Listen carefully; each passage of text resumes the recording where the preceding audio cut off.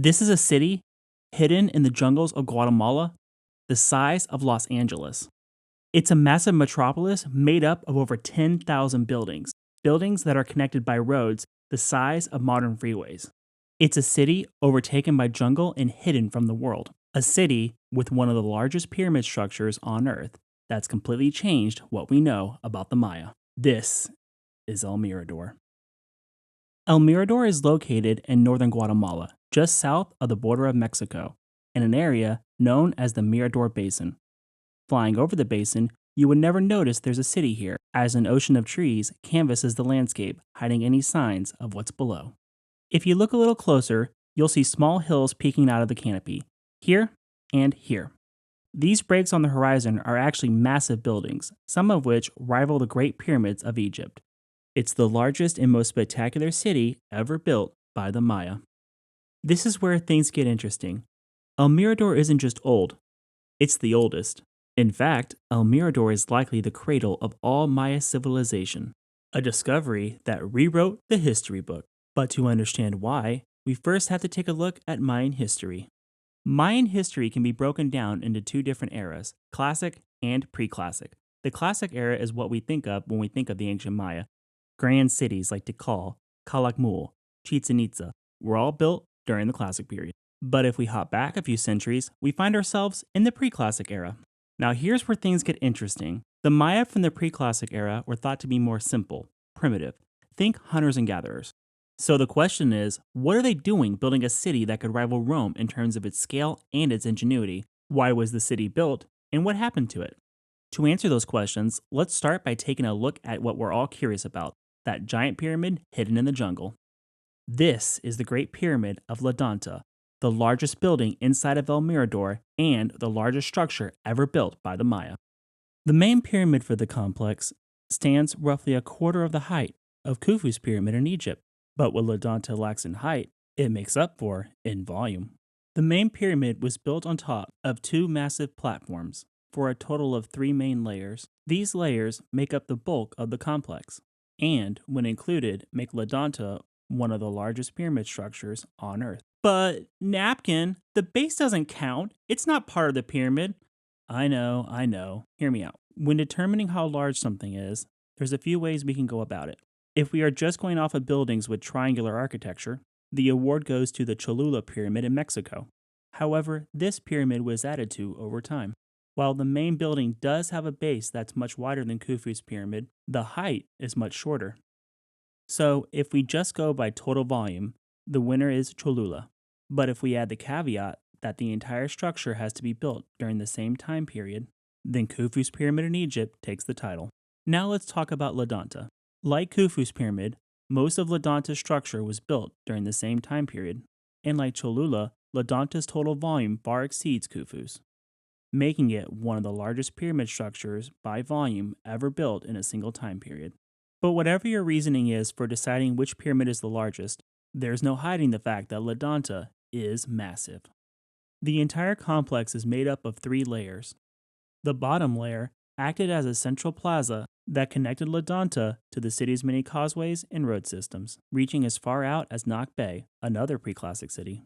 This area would have likely been used for administrative purposes, and like the second layer, had buildings added to it after the construction of the complex. The second layer would have increased the height of the 2 platforms to 22 meters, making those first 2 layers larger than the Pentagon. There is debate among archaeologists about whether or not the plaza was a completely man-made structure or if it was built on top of a natural elevation. But regardless, it's estimated the plaza took 15 million man-days of labor to build. That's the equivalent of over 8,000 workers working day and night for over 30 years. And once completed, the entire temple structure would have been coated in a lime plaster and then painted a rustic clay red, a color significant to the Maya and used to decorate their cities. This must have been incredible to see. With views extending all the way out to southern Mexico, it's highly likely Danta gave the region its name, El Mirador, or the Lookout. But as impressive as Danta is, it's only one of the many structures in El Mirador.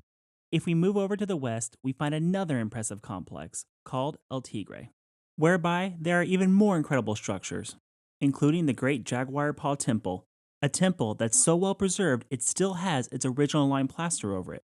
In fact, archaeologists even discovered beautiful temple masks with paint still on it, as though it was buried yesterday. It's amazing. Everywhere you look, there's a building or a structure just waiting to tell us its story. In fact, there's estimated to be over 10,000 structures at El Mirador, made up of residential areas, palace compounds, and worship centers, all of them built on top of huge plazas connecting the city. In fact, in addition to the sites found at El Mirador, several smaller cities have also been found throughout the basin. Archaeologist Richard Hansen has already identified over 50 cities in the basin, with more likely yet to be discovered. I have to pause for a moment. The Maya did all this without any beast of burden.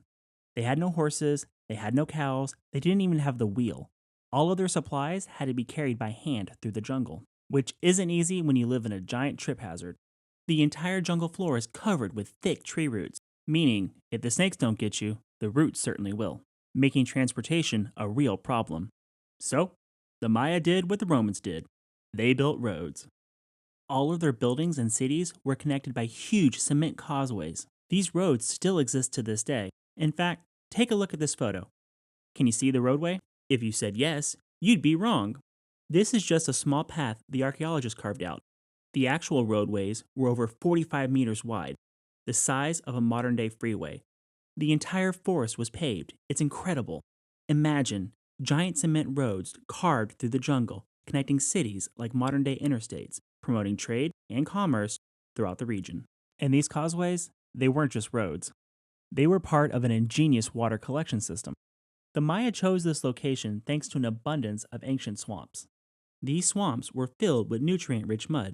It supercharged their crops and allowed them to feed their empire. Unfortunately, this location came with some drawbacks. There's no water.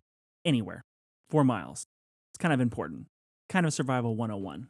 To solve this problem, the Mayans created an ingenious water collection system using the roads and the buildings throughout the city. Water would run down the sides of the buildings, travel along the causeways, and then collect in pools throughout the city. And these pools were absolutely gorgeous. Elegant waterfalls spilled into elaborate pools with beautiful murals decorating the sides. Some of these pools are still intact. While excavating one of these pools, archaeologist Richard Hansen made an astonishing discovery. There, decorating the sides of the pool, were beautiful murals depicting the Maya hero twins. This is a big deal. The hero twins are the protagonists of the Maya creation myth, a story where two brothers endure the trials of the underworld. Facing off against the Lords of Death in the popular Mayan ballgame, the brothers come out victorious thanks to some clever planning and trickery. The brothers manage to trick the Lords of the Underworld by using their powers against them. Becoming godlike figures themselves, they manage to impress the Lords of Death, who end up requesting the brothers use their magic on them. In a clever twist, the brothers offer to show the Lords their most impressive trick. The brothers claim they will kill the Lords and then miraculously revive them. And you can probably guess which part of the trick they didn't do. I'm not really doing the story any justice here, but trust me, you definitely want to check it out. It's wild. The story ends with the two brothers becoming the sun and the moon. But why is this important? Until recently, the Maya creation myth was thought to be a mix of Mayan beliefs and misconceptions brought on by the Spanish. Much like the mythical city of El Dorado, the Spanish didn't hesitate to throw their own twist when it came to these stories. Could be worse. Just kidding, I love that movie. However, unlike the story of El Dorado and that totally awesome movie that definitely holds up, trust me, my word is as good as gold, the story of the hero twins depicted here in this pool predates the Spanish by centuries, making this the earliest known inception of the Maya creation myth. Alright, so what happened to this place? The short answer is, we don't know. Just like the great cities of the classic era, El Mirador appears to have simply been abandoned. Wait, that's it? They just vanished? There's nothing more? Oh good, we have theory. The most popular theory is that the Maya were victims of conspicuous consumption. Conspicuous consumption. Conspicuous consumption is when a person or society uses their resources to display their wealth. They were buying Yeezys. Now, conspicuous consumption isn't always a bad thing. For instance, you might be fond of a particular brand both as a status symbol and just because you like it. Unfortunately for the Maya, it led them to overconsume their resources. Take a look at Jaguar Paw Temple. All of the stones used to construct this temple were laid long ways, which was a huge waste of resources. To make matters worse, you would never even see this because all of the bricks were covered by a lime plaster. So, why did they do this? The only answer is because they could. It's the same reason why some people have gold toilet seats. In the end, their love of the lime plaster that would coat their roads and cities would be their downfall.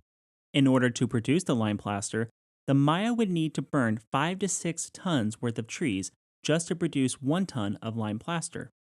As they stripped their forest of trees, they also stripped their soil of vital nutrients.